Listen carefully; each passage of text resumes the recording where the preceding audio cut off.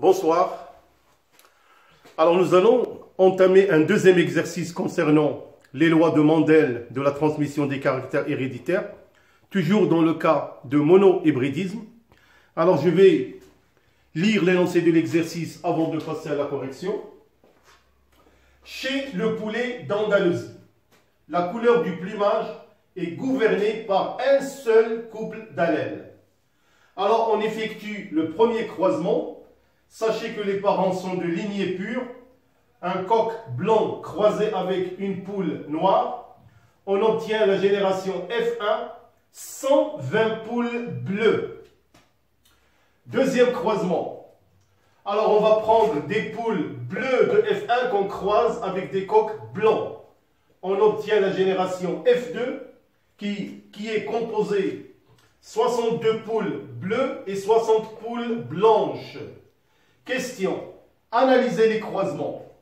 Remarque, les résultats des deux croisements ne changent pas si on inverse le sexe des parents. C'est-à-dire, là, je mets une poule blanche avec un coq noir. On obtiendra les mêmes résultats. Alors, je vous laisse le temps, bien sûr, d'essayer avant de passer à la correction. Alors, on va passer à la correction. Donc, on va analyser le premier croisement. Alors, pour le premier croisement, donc c'est déjà annoncé dans l'exercice que les parents sont de race pure. Alors, qu'est-ce qu'on remarque? Les individus de F1 sont homogènes, mais ils présentent un caractère intermédiaire, bleu. Alors, puisque les individus de F1 sont homogènes, donc la première loi de Mendel est vérifiée. Alors là, on remarque que le caractère bleu, il s'agit d'une codominance, c'est-à-dire les deux allèles s'expriment tous les deux pour donner un phénotype intermédiaire qui est le caractère bleu. Alors pour l'interprétation chromosomique, on va déterminer le phénotype des parents P1, donc c'est grand B, P2 c'est grand N. Alors au niveau génotype, donc c'est BBNN. Alors lors de la fécondation, donc ils vont donner là un seul type de gamète, là un seul type de gamète. Donc ce qui fait que les individus de F1 donc, sont hétérozygotes, mais on remarque qu'au niveau phénotype que les deux allèles s'expriment, d'où on note BN. Alors maintenant on va voir concernant le deuxième croisement.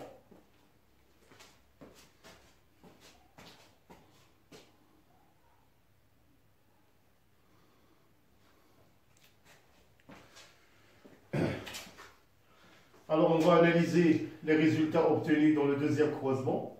Donc, on croise des poules bleues de F1 avec des coqs blancs. On obtient une génération F2 composée de 62 poules bleues et 60 poules blanches. Alors, on va analyser les croisements. Alors, donc, si vous remarquez ce croisement-là, donc il a un certain nom, il s'agit d'un croisement test. Car il consiste à croiser la génération F1 avec l'un des parents. Ici, c'est les parents qui ont un phénotype B, c'est-à-dire des coqs blancs. Alors en général, le croisement test, il permet d'identifier ou de mettre en évidence le génotype d'un individu de F1, en général qui est hétérozygote. Alors dans notre cas, nous allons bien sûr établir le phénotype et le génotype des parents, ainsi on va déterminer le phénotype et le génotype des descendants et on va conclure. Alors pour les individus de F1, comme il s'agit d'une codominance, d'ailleurs codominance, donc c'est le thème de cet exercice, c'est la codominance. Donc on a analysé un monohybridisme dans le cas de la codominance. Donc le phénotype c'est BN. Les individus de F1, ils ont un génotype BN. Pour le parent, c'est-à-dire de phénotype B, couleur blanc, il a un génotype homozygote bébé. Alors les individus de F1 vont donner deux types de gamètes, B ou N, pour l'autre un seul type de gamète B. Nous allons bien sûr s'aider de l'échiquier de croisement, alors que vous deviez pratiquement le faire à chaque fois qu'on vous aurez affaire à des croisements, surtout quand on va étudier le dihybridisme. L'échiquier de croisement est important pour l'analyse des croisements. Alors on va obtenir, selon notre échiquier, 50% d'individus qui ont un phénotype B, blanc, et 50% qui ont un phénotype intermédiaire, c'est-à-dire bleu. Alors ce qui montre vraiment que le résultat il est conforme au résultat expérimental, c'est-à-dire 62 poules bleues et 60 poules blanches. Voilà mes chers élèves, donc c'est un exercice qui reste, je dirais, assez facile parce qu'on reste seulement dans le cas de mono-hybridisme et comme je vous ai dit, on a étudié le cas de la codominance. Alors maintenant, nous allons voir un autre type d'exercice où nous allons certainement étudier le cas du gène létal. Et on va bien sûr définir qu'est-ce que c'est qu'un gène létal.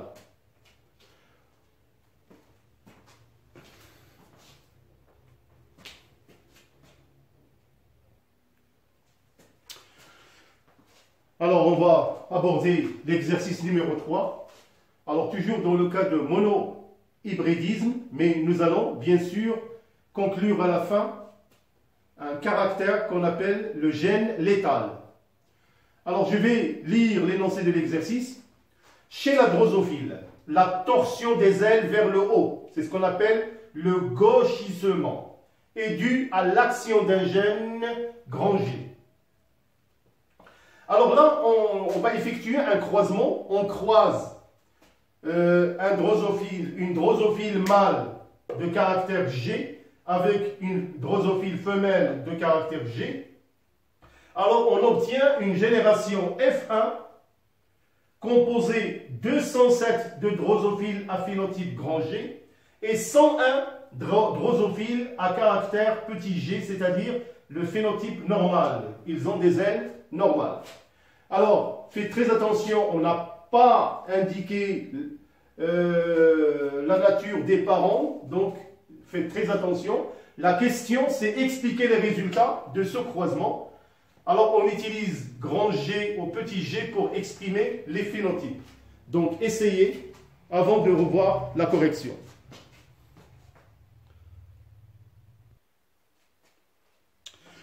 Alors, on va passer à la correction. Alors, donc, expliquer les résultats de ce croisement. Alors, comme vous pouvez le remarquer, on obtient une génération F1 composée de 205 drosophiles à phénotype grand G, elles qui sont orientées vers le haut, et bien sûr 101 drosophiles à un phénotype normal, des ailes normales. Alors comment on peut expliquer le résultat de ce croisement? Alors tout d'abord, la génération F1 n'est pas homogène, comme vous pouvez le remarquer. On n'a donné aucun renseignement concernant la pureté de la lignée des parents. Donc on peut déduire ainsi. Tout d'abord, il s'agit d'un mono-hybridisme, la transmission de deux caractères opposés. On remarque que l'allèle responsable du phénotype normal petit g est récessif parce que le nombre est petit comparé par rapport au gène grand G. L'allèle responsable, alors on a dit, l'allèle responsable du phénotype petit g est récessif, 101 à phénotype petit g. Et l'allèle grand G, le phénotype grand G, est dominant dans 207 de drosophiles présentant ce phénotype grand G. Alors on peut déduire aussi, puisque la génération F1 n'est pas homogène, que les parents sont hétérozygotes. Alors d'après les résultats obtenus dans F1, on a les proportions 2 sur 3 et 1 sur 3 qui montrent que le gène grand G est létal à l'état homozygote. C'est ce que nous allons bien sûr vérifier maintenant avec l'échiquier de croisement. Alors, on va établir une interprétation chromosomique. Donc, on va établir le phénotype et le génotype des parents, puisqu'on sait maintenant que les parents ne sont pas de lignée pure. Alors, ils sont hétérozygotes. Donc, leur génotype sera présenté comme suite, grand G petit z, grand G petit g. Ils vont donner deux sortes de gamètes que j'ai représentées déjà dans l'échiquier de croisement. Alors, les résultats obtenus sont conformes aux proportions 2 sur 3, 1 sur 3, c'est-à-dire 2 sur 3 à phénotype grand G et 1 sur 3 à phénotype petit g, mais le gène à l'état homozygote, il est létal, c'est-à-dire que les drosophiles qui présentent ce génotype-là ne vivent pas. Alors voilà, mes chers élèves, donc s'il s'agit dans cet exercice d'un monohybridisme, cas de dominance avec un gène létal.